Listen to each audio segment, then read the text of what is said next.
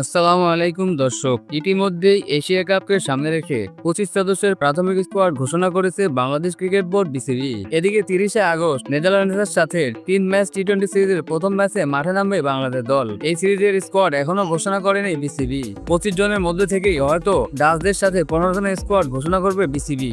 ডাচদের সাথে স্কোয়াডে জায়গা পাচ্ছেন কারা, আর কারাই বা 25 সদস্যের স্কোয়াড থেকে বাদ পড়তে যাচ্ছেন, সেটাই এখন দেখার বিষয়। তবে ডাচদের বিপক্ষে 15 জনের স্কোয়াডে যারা জায়গা পাবেন তারাই মূলত এশিয়া কাপের স্কোয়াডেও জায়গা পাবেন। দর্শক, চলুন তাহলে আর দেরি না করে এক নজরে দেখে নেওয়া যাক নেদারল্যান্ডের সাথে 3 ম্যাচ টি-20 সিরিজের জন্য কেমন হতে পারে টাইগারদের 15 সদস্যের সম্ভাব্য squad.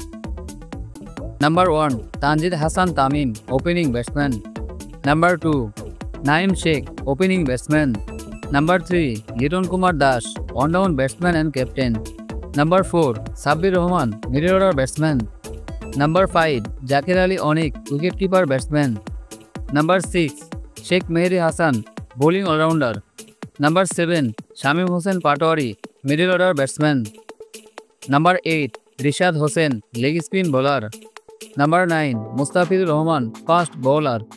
Number 10, Shoriful Islam, fast bowler. Number 11, Hasan Mahmud, fast bowler. Number 12, Mohammad Saifuddin, bowling all rounder. Number 13, Soumya Sarkar, opening batsman. Number 14, Nurul Hasan Sohan, wicket keeper batsman. Number 15, Tanvir Islam, spin bowler.